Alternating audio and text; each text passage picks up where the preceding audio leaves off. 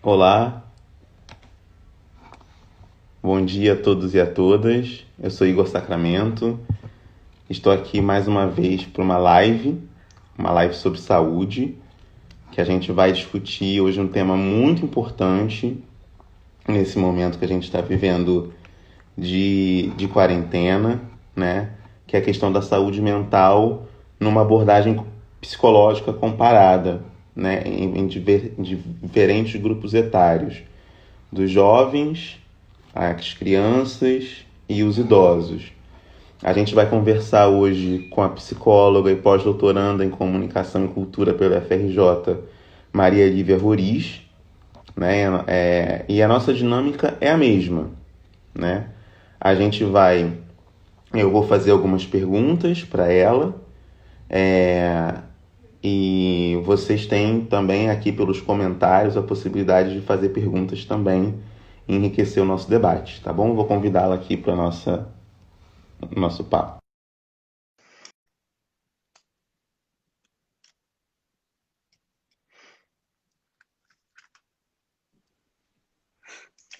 Oi, Maria Lívia, tudo bem? Bom dia, tudo bom? Bom dia. Em primeiro lugar, gostaria de agradecer bastante você ter aceitado o convite para participar dessa live, dessa conversa, Uhum. para poder compartilhar o seu conhecimento, sua experiência conosco. Fico muito feliz com isso. E pensando nisso, especificamente, né, do compartilhamento da sua experiência com a gente, queria que você falasse um pouco da sua trajetória acadêmica e profissional. Tá ótimo. Bom, primeiro eu quero agradecer, né? Eu acho que a gente precisa falar sobre algumas questões, né? Em especial de saúde mental. Eu acho que se tornou, né, o cerne de tudo isso que a gente está vivendo é a saúde mental, né? Acho que mais do que nunca preciso falar sobre isso. Então, acho que a possibilidade de ter um canal em que a gente possa falar, né? Quero agradecer, né, pela confiança, por poder estar aqui. E falar que eu tenho uma trajetória de 17 anos de clínica. Então, eu me formei em psicologia, né? E desde que me formei, desde que eu estava no quinto período, nunca mais parei de clinicar. É, acredito, né? E o que move muito no que eu acredito são as histórias de vida. Não é à toa que depois eu fui fazer, 7 anos depois eu fui fazer mestrado em psicologia social. E aí eu fui trabalhar com as histórias, né, de vidas, as narrativas dos idosos das velhas guardas, de que forma se constitui essa memória. E nisso eu acabei indo para o doutorado em comunicação e cultura, que as pessoas às vezes estranham. O que uma psicóloga clínica vai fazer na comunicação? Né? Primeiro, tem a ver com a minha história de vida, porque eu sempre digo isso, assim, o que nos constitui na vida, né, a nossa história, a gente precisa olhar para ela. Eu, enquanto professora de psicologia, dizia para os alunos isso, assim, a história é fundamental. Né? O processo de subjetividade passa pela história, a gente precisa entender. Nós estamos vivendo, nesse momento, um marco histórico para todos que estão no planeta Terra. Então, eu fui fazer doutorado em comunicação porque acredito que a arte é a maior produção de subjetividade que a gente tem. E a comunicação me dava abertura para isso, né? Para pensar com outro olhar, para além só do olhar da clínica. Então, por isso que se constitui, e eu tenho muito uma forma de pensar é, na arte enquanto atravessamento, né, da nossa constituição aqui, e da nossa identidade enquanto sujeitos, do que nos move. Isso não é à toa, eu sou filha de músico, né? Então, assim, isso diz muito porque eu acredito tanto que a gente pode e deve entender os nossos processos, né, a partir da clínica, mas também a partir desses outros atravessamentos.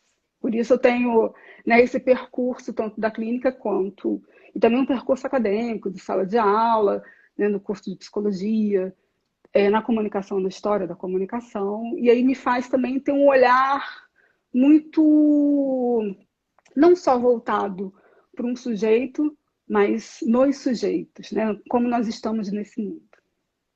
Você falou de um ponto muito importante, né, já na sua apresentação, né, do quanto que a arte, assim como o pensamento, tem sido terapêuticos para Uhum. nós nesse momento, a quantidade de lives, a importância que a música tem, a cultura tem, para a gente poder viver esse momento, né? Sobreviver em algumas medidas desse momento tentando proteger minimamente a nossa saúde mental, né? Assim, eu acho que isso é fundamental e eu costumo dizer uma coisa, assim, eu tenho observado, né, que nunca a relação humana esteve tão em alta como nesse momento. E a arte também, porque a arte que está fazendo com que muita gente consiga se conectar. Então, acho que, por exemplo, né, se a gente for pensar, a Tereza Cristina, que virou um fenômeno, Uhum. né? Ela sempre existiu, ela sempre teve aí, estava lá no Semente, na Lapa, nas rodas de samba, mas de repente se parou, eles precisam. Tá indo? Foi? Voltou? Desculpa. As pessoas, nada, imagina, as pessoas precisam da música, né? Eu particularmente vivi assim, meu pai era um músico clássico, um violonista, mas no processo da doença dele, o que trouxe vida para ele foi o samba. Então, quando eu vejo a Tereza Cristina agora, nesse momento,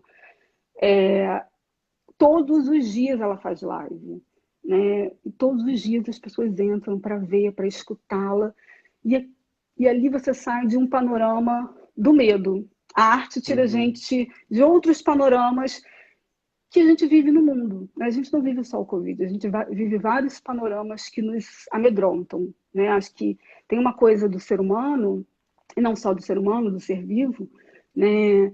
Que ele é o que sofre. A gente tem o sofrimento.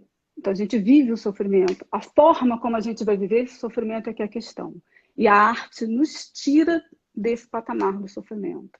Ela faz com que a gente... Por isso que eu falo que um dos maiores produtores de subjetividade é a arte. Com Tá aí certeza. os artistas do teatro que têm feito peças ao vivo com Vivo, live. sim. Então, toda uma comunidade artística está se virando e se voltando para salvar a nossa saúde mental. Ao mesmo tempo, também estou lutando pela sua própria sobrevivência, Sim, né? sim, sim. Muito importante isso que você coloca, né? O quanto que a arte é importante para salvar Uhum. e proteger, salvaguardar a nossa subjetividade, a nossa saúde mental.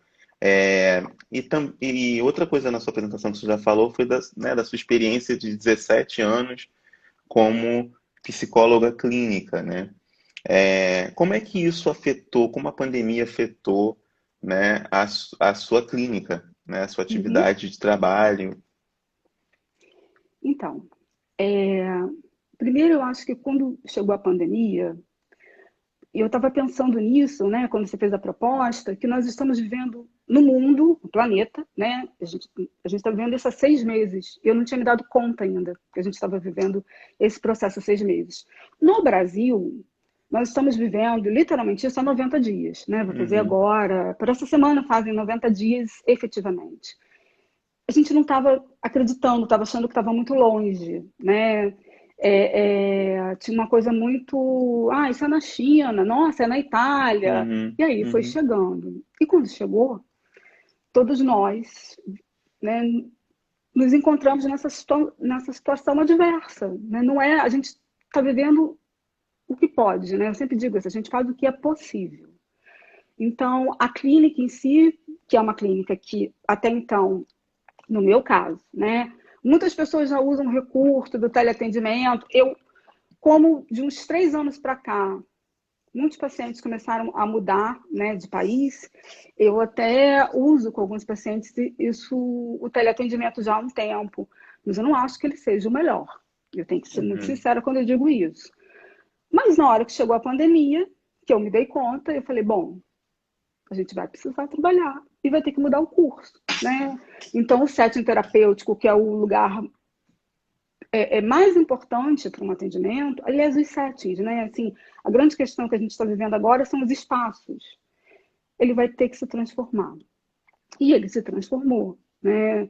Não que ele tenha se transformado, ele se transformou de supetão, mas o que eu também tenho entendido que não é tão difícil, que muitas vezes é muito mais um profissional da área de saúde, um preconceito dele, de achar, mas é possível, ele é viável, ele nos dá outros panoramas, ele nos dá também nos traz muitas dificuldades, eu tenho que dizer, né? Porque a gente precisa ficar o tempo inteiro com a pupila, né, aqui voltada, e é muito vídeo. E aí, se a gente pensa num processo de clínica, a riqueza da clínica é o contexto dela inteira, não é só a narrativa. Uma clínica, ela já diz do momento que o paciente entra até o momento que ele sai. Então, para mim, todo o contexto é muito importante. Às vezes eu falo isso, que as pessoas estão ali, vão para a terapia, muitas vezes elaborando o que, que vai falar, e chega ali e troca uma receita de bolo, só que aquilo é de uma profundidade, porque o espaço terapêutico, eu digo que ele é um espaço de um desnudamento da gente mesmo, né? Assim, ali é um espaço sacralizado, ele é sagrado, e ele passa a ser intermediado por um vídeo, né? Por uma tela, seja essa tela do celular, seja a tela, né, do iPad ou do computador. Ele não tem o contato, ele não tem a troca do presencial, mas ele tem outros aspectos, e essa semana um paciente me disse assim, que eu iniciei no meio da pandemia, né, o tratamento com ele, ele disse, olha, eu já tinha feito antes, mas eu vou dizer que eu me sinto muito mais confortável nesse formato. Então, se eu, enquanto psicóloga, e a minha escuta, né, algumas coisas passam,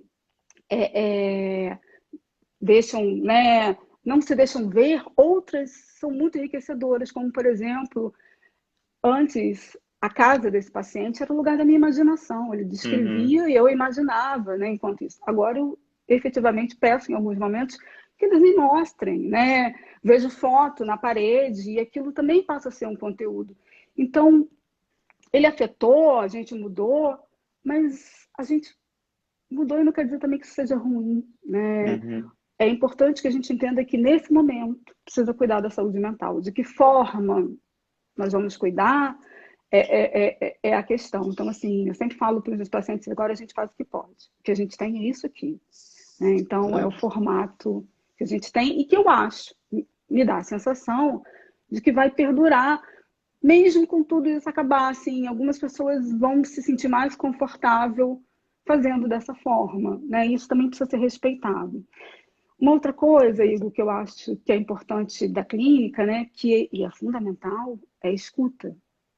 Então, eu sempre digo que eu tenho... Tudo que eu tenho de escuta e de percepção eu devo às crianças.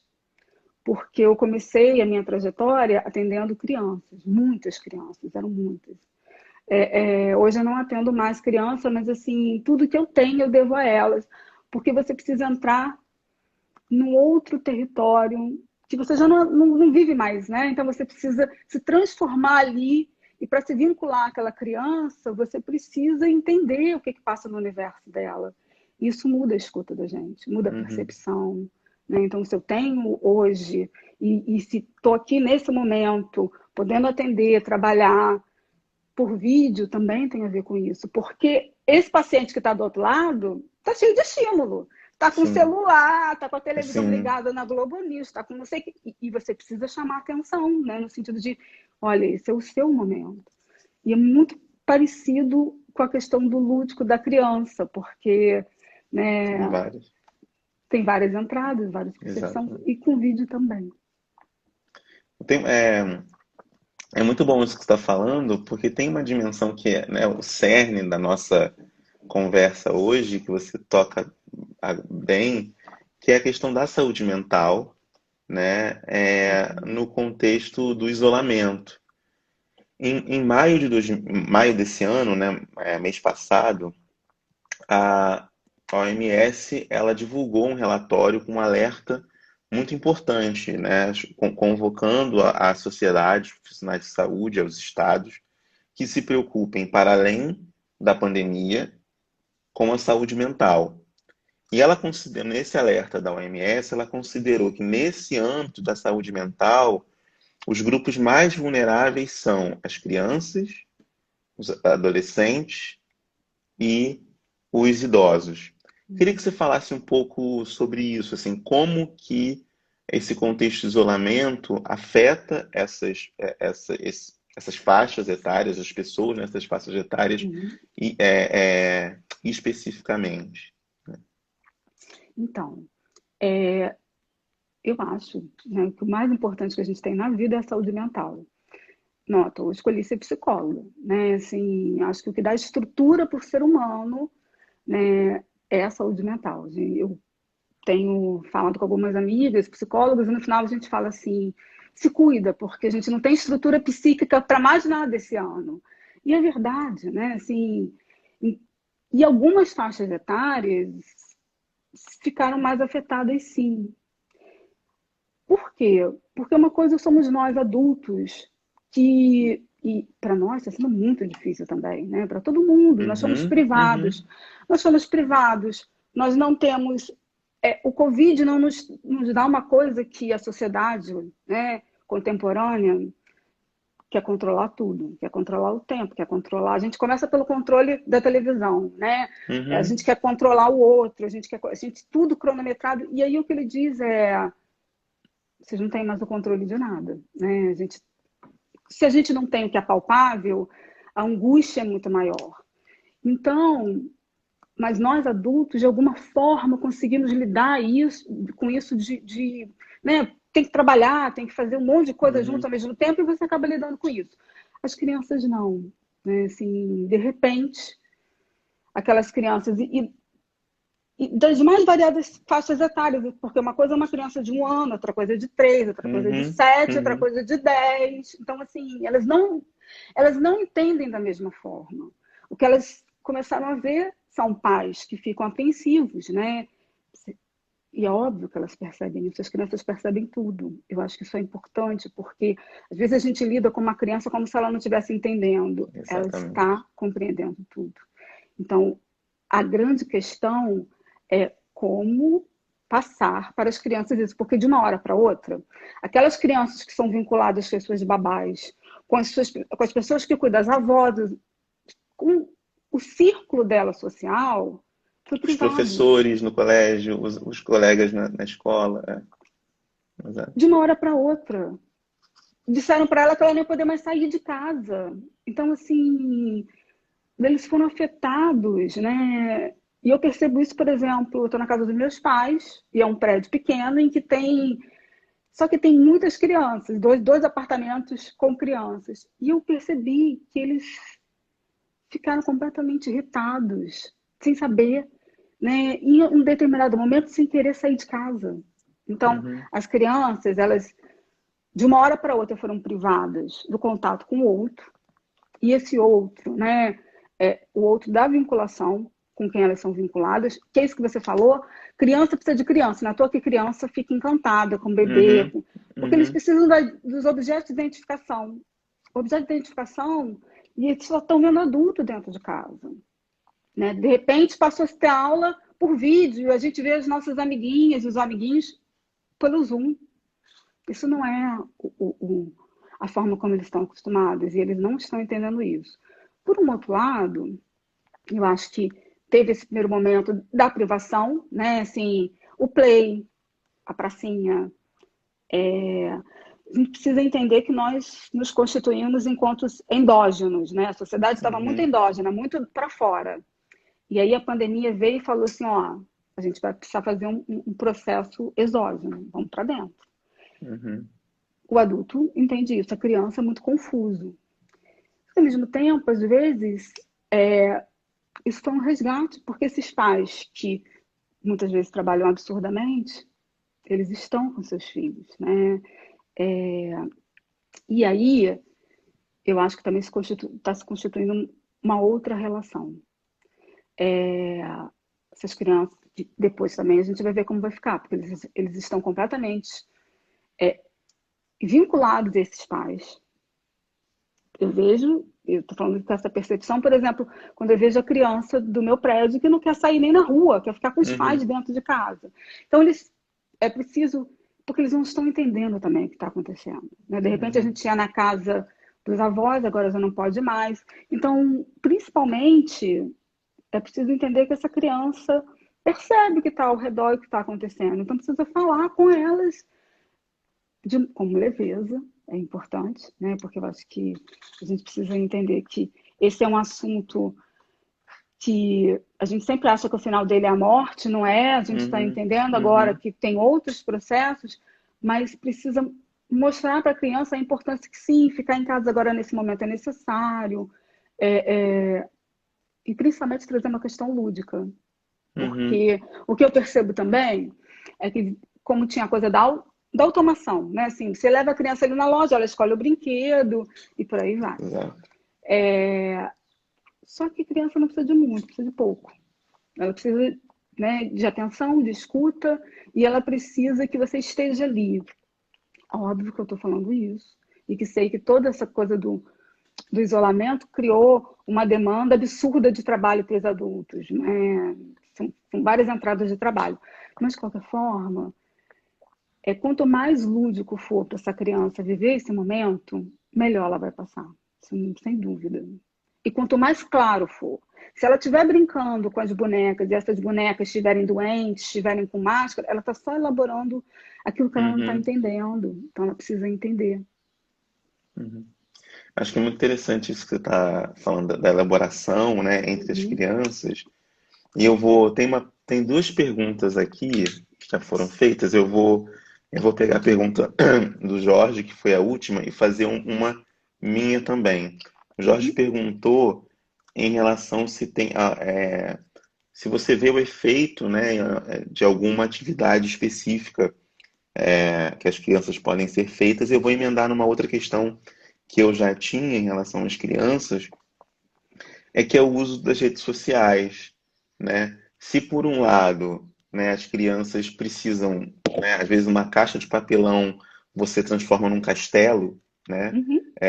E as crianças têm essa criatividade, essa potência criativa muito forte. Por outro lado, também a gente vive numa sociedade extremamente mediatizada, Tá. né? Eles são digitalizados, né? Eles são digitalizados, né? Diferente da nossa geração, eles Sim, nasceram com analógico. todos esses aparatos, etc. Então a gente tem visto, né, muitos aplicativos, como o TikTok, por exemplo, sendo utilizados, né, pelas crianças, às vezes as crianças junto com os pais. Como é que você vê isso, né? Então, pegando a pergunta do Jorge dessa atividade específica, Uhum. com também, né, efeitos que algumas atividades específicas podem ter na proteção dessa saúde mental e a questão do uso das redes sociais. Tá. Eu acho que assim, né? Ao mesmo tempo que eu falo que o isolamento trouxe um retorno para um monte de coisas. A gente está numa sociedade do excesso, né? É tudo muito. E o que a gente está vendo também com o isolamento é que esse excesso está sendo questionado em todos os sentidos. Excesso de vídeo, excesso de consumismo, tudo isso está sendo questionado, inclusive pelas crianças, porque assim, Uhum, óbvio, uma criança de 1 ano sabe mexer no celular talvez muito melhor do que eu. uhum, Aquilo uhum, ali já, eu digo que ele já vem com chip, então aquilo ali já é automático, ele vai meter o dedinho, né?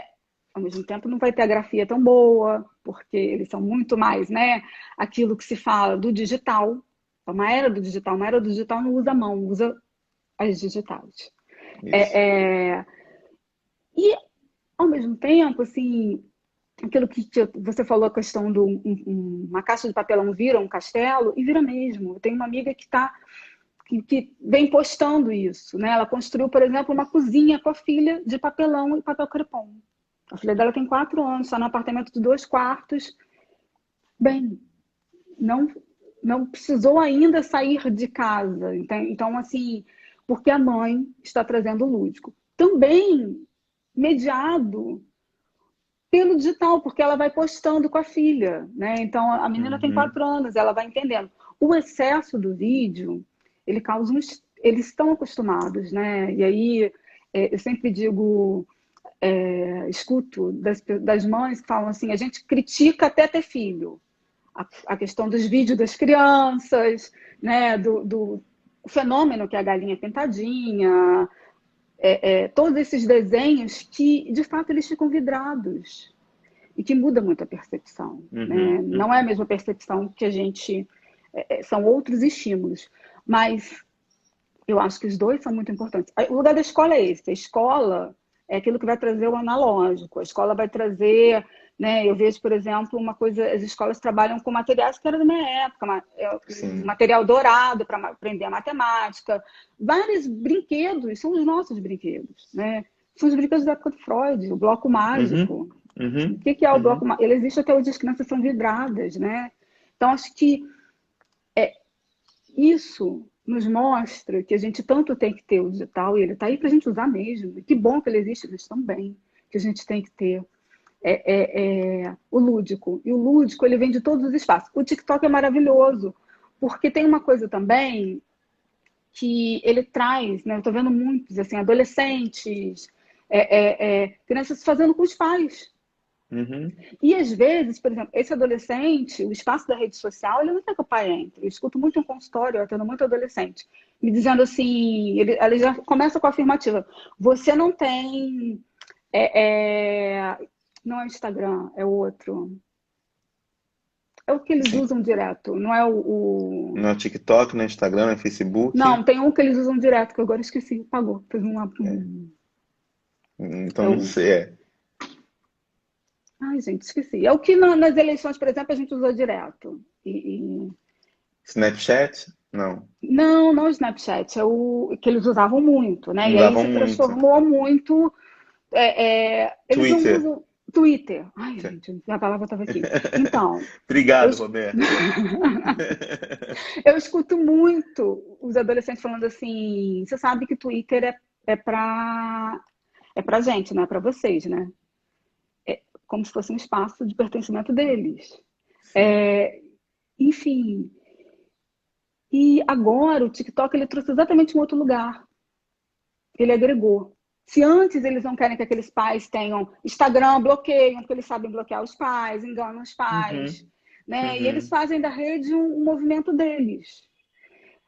Por um outro lado, agora, alguns dispositivos estão fazendo com que a gente esteja juntos.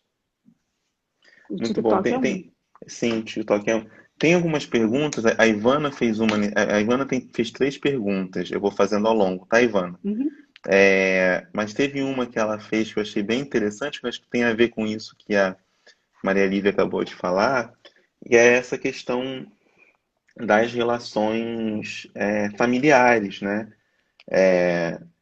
Que podem estar se reconectando, né? Nesse momento, pode ter um momento de reconexão, né? Aí com, com os pais, inclusive, né? Que podem ser vistos como esse outro distante, às vezes, né? Na minha época se falava do mico, né? Não me leva, Mas né? Não, nossa, não, não anda com, na nossa, né? Na nossa época, me deixa aqui porque me não, deixa não, porque daqui aqui, eu porque vou. né, daqui eu vou.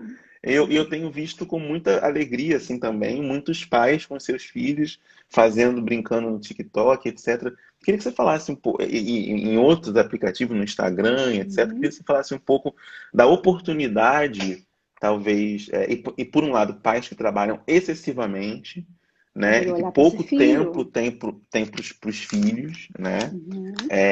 Então, quais são as oportunidades que nós estamos tendo nesse momento, nessas relações familiares? Então, isso eu acho que é uma das maiores riquezas, porque isso também tem um lado bom, sabe? Assim, a gente precisa olhar para isso e ver, peraí, mas o que tem de ganho nessa história aqui? Uhum, Tem, uhum, nós estamos nos agregando, porque o cotidiano às vezes faz com que a gente, é isso, eu falei o excesso, né? Tudo tem que ser muito rápido, tudo tem que ser correndo, e óbvio que isso também vai refletir nessas relações. O adolescente, em geral, ele vive um isolamento por si só, né? Assim, são os hormônios, a gente entra em crise, a mudança do corpo. São várias questões que fazem parte de uma adolescência e que nessas questões a gente não quer incluir muitos pais, porque a gente uhum, quer o nosso espaço. Incluir o pai parece que a gente não tem autonomia e a gente está querendo ter autonomia. Mas com a coisa de ficar todo mundo em casa, eu acho que a gente está podendo usar a percepção e olhar para o outro em outros ângulos, não só aquele que ele se deixa ver, mas também no que ele não se deixa ver. uhum. E aí eu sempre lembro de um meme, né?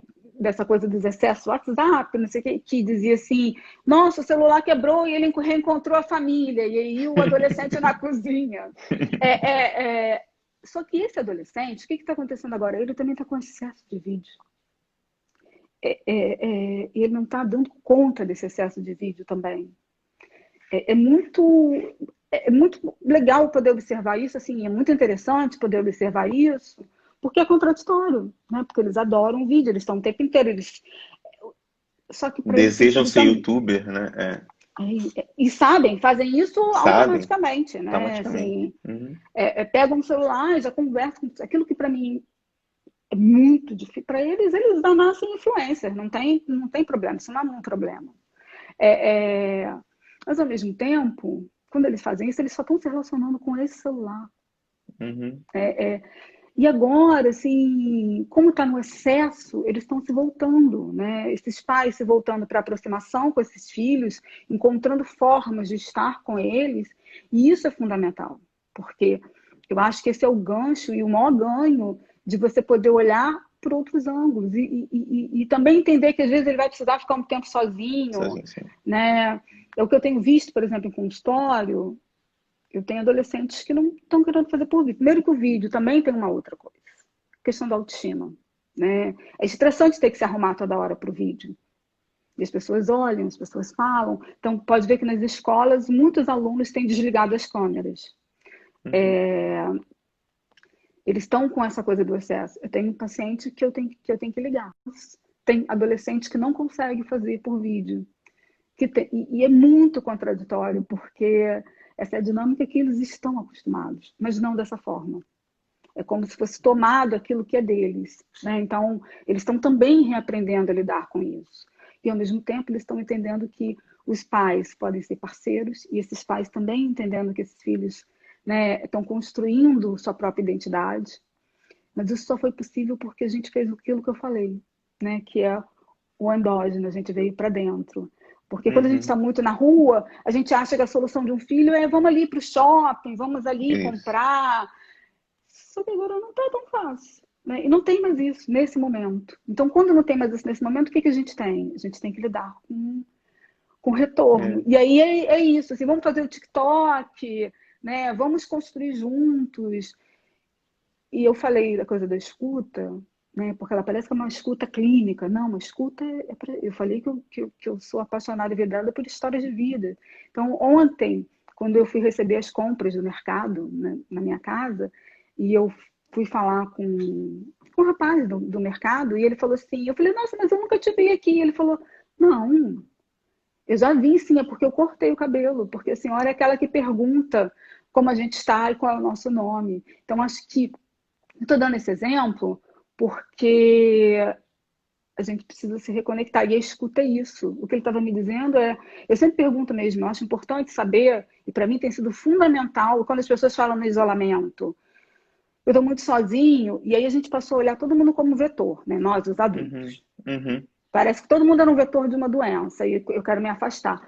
E isso me incomodou. A mim me incomodou muito, porque se eu sou apaixonada por histórias de vidas, eu preciso me conectar com o outro. E eu comecei a pensar, como é que eu ia me conectar com o outro? Porque nós, Brasil, a gente é do toque, né? Assim, como é que eu vou me conectar? Eu fiquei pensando nisso, e eu falei assim, gente, essas pessoas vêm na minha casa, né? O feirante vem toda semana, o rapaz do mercado vem toda semana, por que eles estão passando? Como é que eles chegam no trabalho?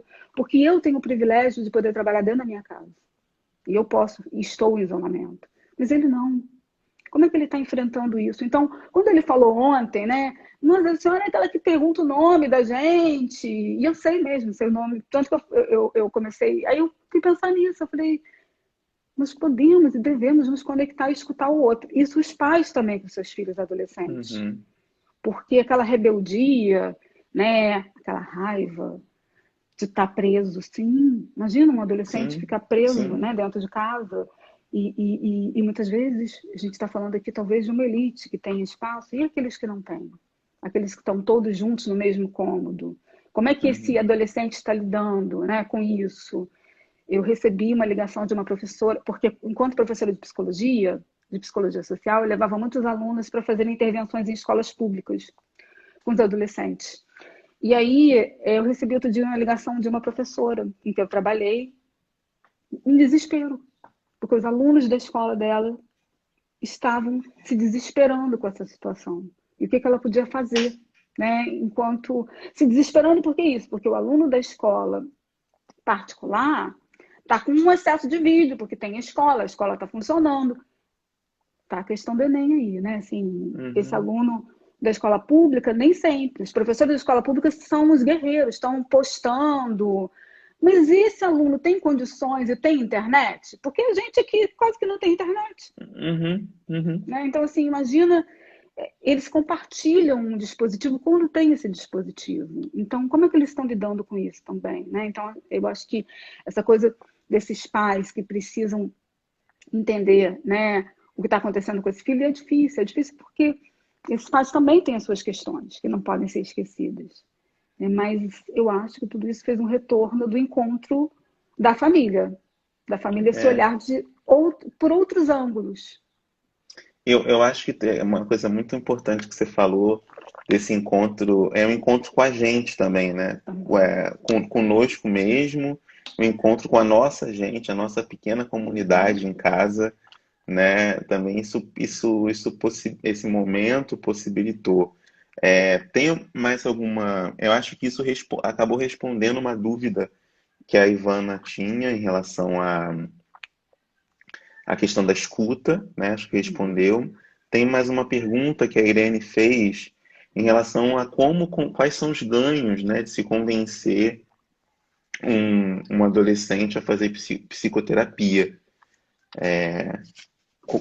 De que maneira é possível, né, convencer, acho que a pergunta dela vai nesse sentido, Foi a um Irene? adolescente, foi Irene, isso. Então, bom, eu vou falar de dois lugares. Eu acho que fica.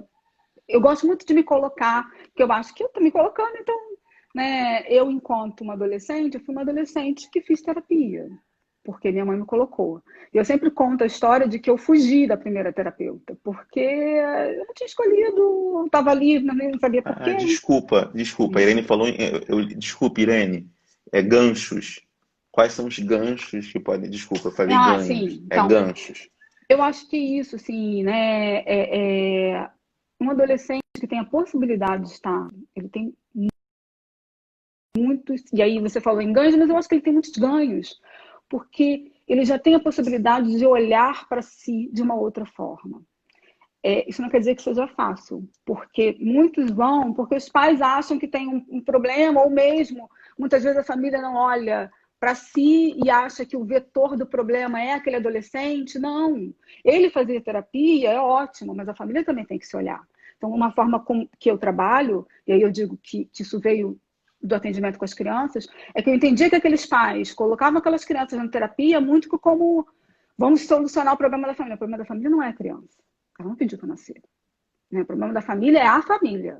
Então, vamos cuidar dessa família também. Então, por exemplo, adolescente, criança, os pais têm que estar presentes. Não existe processo terapêutico sem pai presente nesse sentido. Isso não quer dizer que o terapeuta vai falar para ele o que acontece no setting terapêutico, mas vai escutar e entender muito do que acontece ali. Então, o gancho, eu acho que primeiro é a conversa. É dizer, olha, eu enquanto pai, enquanto mãe, eu tenho uma limitação que eu acho que você pode ter um espaço que é só seu. O espaço terapêutico, ele é um espaço só da pessoa. Não tem que, né? Eu falo que a família está junto, mas aquele espaço não é da família, aquele espaço é dele. E aí eu acho que esse é o maior gancho. Ele entender que ele pode ter um espaço que... Porque essa coisa de que pai e mãe é amigo, não. Pai e mãe é pai e mãe. Uhum. Amigo é das relações que a gente faz assim. Pai e mãe cuida, pai e mãe chama atenção, né? Então acho que isso é importante. E o espaço terapêutico não é um espaço para ele colocar as angústias, os medos, né? Os segredos. É o espaço do segredo. Isso é muito interessante, esse lugar do espaço, né, terapêutico Uhum. como sendo espaço de segredo, Uhum. né, e também um espaço de você poder ter uma narrativa, um fluxo da narrativa, né, mais livre, né? Eu acho que tem essa dimensão Para todos, ali né? para Não é para todos. adolescente. Eu digo isso, eu digo assim, é, é A sociedade usa a normativa, aqui não. Aqui o espaço é livre para tudo. Exatamente. Né? E para o acolhimento. Né? É muito importante o que você está falando, é uma forma de acolhimento. Né? Tem uma pergunta que a Ivana fez, uma dúvida, na verdade, em relação à psicologia social, né? Que você falou, né, da psicologia clínica, né, que começa o seu, né, seu trabalho, e você vai num paralelo aí, entre muitas paralelas que você faz cruzar na sua vida, né? Uhum. A psicologia São clínica, a psicologia multiplicados. social, a comunicação, né, a cultura, a arte, estão muito presentes na sua vida. Então, mas ela perguntou sobre psicologia social, se quiser falar brevemente, em síntese, assim. Falo, não. Primeiro, vamos esclarecer. Toda a psicologia social, Freud já dizia isso, né? Porque estamos numa sociedade. Então, isso é só uma sub-área da psicologia, mas a psicologia ela é social. Nós somos seres sociais, né? Assim, do que a gente está falando aqui? De isolamento social. O que está trazendo sofrimento psíquico agora, nesse momento? Isolamento. É eu entender que eu não estou com o outro aqui, como é que vai ser, né? Encontrar esse outro e não poder abraçar. Então, a psicologia por si só, ela é social. Ela não existe se ela não for social. Clínica é porque ela é feita num espaço de um set. Mas eu sempre digo isso, dizia isso para os alunos quando a gente ia fazer intervenção.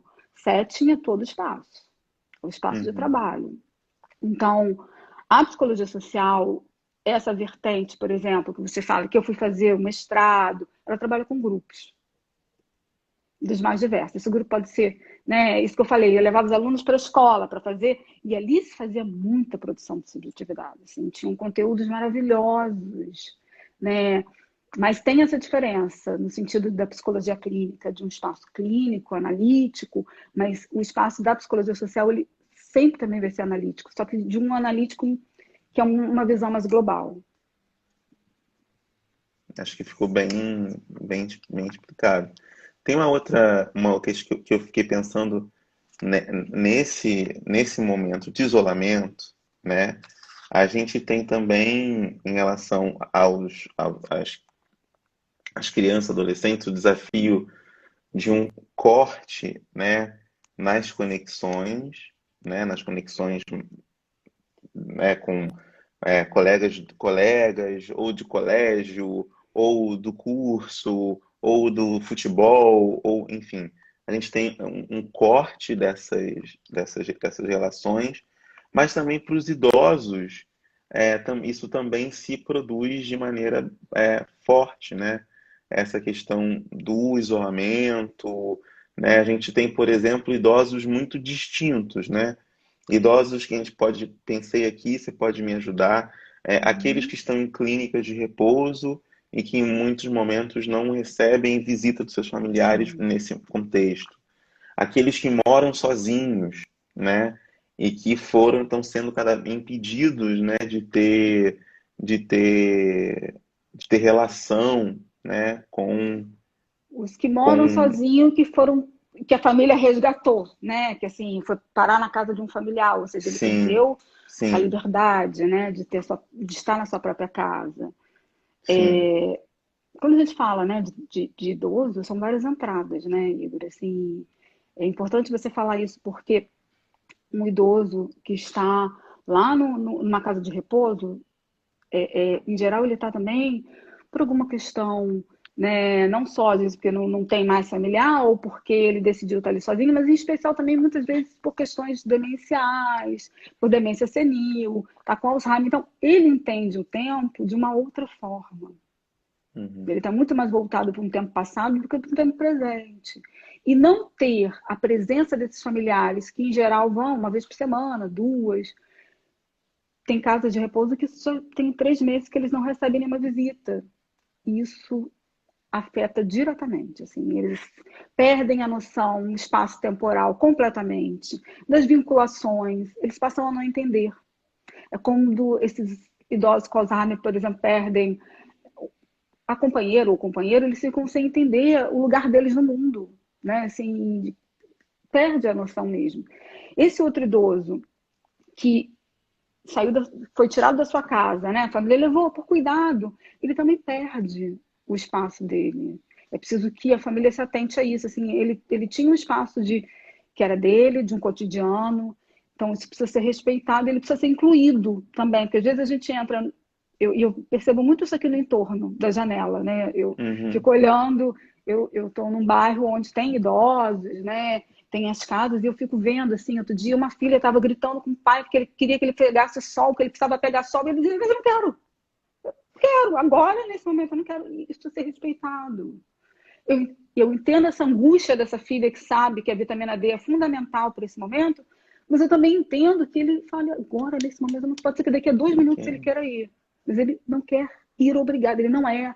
Não pode se infantilizar o idoso. Isso é. E a família muitas vezes faz isso por uma proteção. Não, o excesso de proteção gera medo que ele caia, que vai ter que parar no hospital, e é um grupo de risco. E isso é nossa, tem tantas entradas para os idosos, porque assim, de uma hora para outra eles passaram a ser o maior grupo de risco. Uhum. Então, se a morte já estava aqui, ela passa a estar aqui, né? E aí, assim, ela está muito mais presente. É como se eles fossem. Isso aqui, o que a gente viu? O que a gente observou? A quantidade de pessoas na faixa etária de 40 anos adoecendo. E esses idosos, né, se resguardando. Então, acho que Uhum. assim, eu tenho uma paciente que é médica, residente, né, e ela foi trabalhar com Covid. E ela foi, quando ela foi, eu virei para ela e falei assim, olha, só tem uma coisa que eu sei dessa história, é que todos nós somos residentes em termos de Covid. Sim. Então, a gente não sabe. A gente tira, né, a gente sabe o que é o isolamento, a gente está estudando isso a partir, né, de outras síndromes que tiveram, mas assim, nós, aquilo que eu falei, nós nunca vivemos isso, nós não sabemos, né? Então, de repente, esses idosos passaram, a pessoa ficou com medo, porque não pode pegar. Eu mesma, eu posso falar que, Uhum. né, as N recomendações que eu dou para minha mãe, que tem 74 anos e está sozinha em casa, né, é, é, é porque isso, é um medo que ela pode pegar. Ela falou assim, minha filha, já sei, ela está conectada com o mundo, ela sabe, né? É isso, a gente, por um excesso de cuidado, precisa cuidar, precisa ter atenção, porque esse idoso precisa ser escutado, ele precisa ser incluído, né? Colocar para fazer alguma coisa que ele goste de fazer, precisa ter rotina, todo mundo precisa ter rotina. Rotina é fundamental para a saúde mental, assim, não é o fato que eu estou em casa que me autoriza a ficar de pijama o dia inteiro. Uhum. Eu acho que esse foi o grande. A gente já está 3 meses em isolamento, né? Mas no início essa era a grande questão. As pessoas, estou de férias. Não, não tá. Tá. Né, eu vejo essa coisa do pijama o dia inteiro. Eu vejo muitas pessoas dizendo que tá de pijama o dia inteiro, outras ainda que dizem, ah, eu esqueço de tomar banho. Eu vejo relatos assim disso, e quanto que é importante manter a rotina, né? Até nesse nível, né, de rotina, assim. Se arrumar para, Sim. né, para poder estar numa reunião, né? E Como, tem os como dois se fala. extremos, né? Tem um extremo Uhum, que você às vezes fica sem paciência, tipo, eu tenho que me arrumar, né? Eu tô aqui de chinelo, vou ter que me arrumar porque eu tô no vídeo. Aquele monte de meme que a gente está vendo aí, pessoal uhum, brincando, né? Aquela coisa que a gente ficava no imaginário do Jornal Nacional, sim, né? Eu fiquei pensando Cid nisso, gente, o Jornal Moreira, Exato. Porque o Jornal Nacional agora, você vê ali, ele tem um outro formato, mas quando eu era criança, aquilo era do meu imaginário, quando eu vi o Cid Moreira, né? Eu me lembro que uma vez o vídeo show mostrou ele de calça jeans, e aquilo foi, nossa, mas ele, né? Então a gente meio que passou a ficar nesse lugar também, e que às vezes é muito cansativo, né? Mas ele é necessário, assim, a rotina do se arrumar, não ficar de pijama, não entender que se você tiver uma rotina, vai ser muito mais fácil lidar com tudo isso. Uma rotina de trabalho, porque também tem isso. O trabalho ele ficou excessivo. uhum, A faculdade que se passou para ser online, né? Assim, né? No momento, né? Acho que é isso. A gente está vivendo o momento. Isso não quer dizer que vai ser para sempre. Acho que as uhum, pessoas confundem um pouco isso. A gente está fazendo agora o que é possível. O que é possível é isso. Então, né? Essa faculdade passou a ter um conteúdo maior, que os alunos falaram, mas não é. Sabe o que acontece? Quando é presencial, a gente tem a relação, a gente tem né, as trocas. E às vezes no virtual fica muito o conteúdo em si. Então a gente está aprendendo também a lidar com isso de uma forma mais leve. E a rotina Exatamente. traz isso também, porque Traz a mesmo, demanda de trabalho aumentou absurdamente também aumentou por isso. exatamente. Olha, são muitas perguntas, a gente está já chegando, infelizmente, à reta final da nossa conversa. É uma pena, tem está sendo muito bom. Eu vou fazer algumas perguntas só, Uhum. tá? Que ainda tem aqui. A Bianca faz uma pergunta em relação, né, como você percebe as pessoas dos grupos de risco vivenciando medos e ansiedades diante da possibilidade, né, de Boa contágio. pergunta. Assim, uma ótima pergunta, Bianca, porque a gente não pensa muito sobre isso até que chega, por exemplo, no consultório, né? Então, assim, as pessoas que estão em tratamento de câncer, é, as pessoas que estão nas clínicas de hemodiálise, eles estão lidando. É isso que eu falei em relação, por exemplo, ao idoso, né? A morte pareceu que no momento ela se tornou muito mais próxima do que ela já estava. E aí, ou eles entram com a coisa do se desesperar, Uhum, ou, por um outro lado, com a negação, porque também acontece isso. Né? uhum. Assim, porque também já tem um conteúdo tão difícil nisso tudo, que às vezes você entra com a negação. E quando você não entra com a negação, entra nos dispositivos de se isolar. Que é isso, que o que eu falei o que eu quis dizer com o entregador é que a gente passou a achar que todo mundo era vetor, Vetor, né? exato. E não, nós somos pessoas, seres humanos, nós estamos no mundo, vivendo as mesmas dores, vamos nos escutar. Né? O maior ganho que eu estou tendo na quarentena são as conversas que eu tenho com o zelador do prédio, que é maravilhoso. Ele está me ensinando muito e ele está salvando muito a minha saúde mental. Assim, que riqueza poder entender que ele leva isso, e ele é grupo de risco. E assim, eu estresso ele, preciso dizer isso muitas vezes. Porque, por exemplo, meu irmão veio aqui, ele apertou a mão do meu irmão, eu quase morri. Mas, e a sorte é que meu irmão já tinha tido Covid, mas o que eu quero dizer é que, assim, para ele é muito difícil. Ele falou, eu adorava seu pai, como eu não vou falar com esse menino que me lembra seu pai? Eu vou dizer o que para ele, né? Assim, e eu acho que também tem muito isso. Vamos entender que todos nós temos as nossas limitações. A gente sabe. Ele virou para mim e falou assim: você não se iluda. Eu sei com quem eu posso falar ou não, com quem eu quero abraçar ou não. É isso, assim, né? É entender que o outro também precisa extravasar, né? Eu acho que quando ele falou que precisava apertar a mão do menino, acho que tem muito a ver com isso, assim. Não, seu relato é muito emocionante e tocante a importância dessa escuta, né? Uhum. E que a gente precisa estar muito atento a essa escuta do outro, né? A escuta de nós mesmos também, A enfim, gente quando está é se necessário, redescobrindo, né? Eu acho que também redescobrindo, tem. tem A gente isso também. está entendendo. E aí eu falo muito que é um movimento que a gente faz, né, para dentro, que é o que a gente faz num processo terapêutico. Todo mundo tem que entrar num processo, assim, e lidar com isso. Eu falo que a grande questão é como estamos lidando com isso, assim. Isso a gente precisa cuidar em todas as facetas, não é, né? E cuidar, e aí, Igor, eu queria dizer uma coisa que é muito importante, assim, papel, né, nesse sentido da comunicação. Você que luta muito por isso dentro, né, da saúde, isso é fundamental, porque precisamos ter informações, né, e entender. A gente não precisa ter o excesso de informação, porque o excesso de Uhum, informação leva a fake news. A gente uhum, precisa entender, entender o que está acontecendo. Entendendo o que está acontecendo, a gente vai viver dentro disso. isso, isso. Querida, muito, Eu muito, que muito agradeço. obrigado. Acho que não só para mim, para todos que estão aqui, foi muito Eu bom agradeço você porque compartilhar sua experiência, seu uhum. conhecimento, né? E nos afetar tão positivamente com as suas falas. Obrigado, muito obrigado mesmo. Assim, não, eu que agradeço pela possibilidade, né? E por poder falar sobre isso. Vamos falar, né? Eu acho que a gente precisa. Eu sempre digo em sala de aula com os alunos e cito um filme que é Precisamos Falar sobre Kevin, eu digo, nós precisamos falar sobre tudo, mas falar com muita honestidade, né? Não tratar um idoso enquanto um frágil, não, falar, conversar sobre isso, porque ele vai trazer coisas maravilhosas.